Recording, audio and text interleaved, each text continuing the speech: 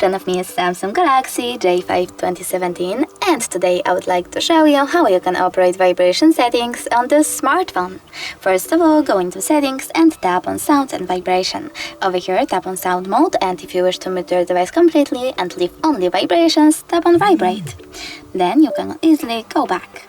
If you wish to enable or disable vibrations for incoming calls, you need to tap on the sword or next to vibrate while ringing. Then click on vibration pattern, select one of those patterns for your incoming calls by tapping on the best one for you. I will go with basic call and going back. Thanks so much for watching. If you enjoyed this video, smash that like button, comment and definitely subscribe. Bye!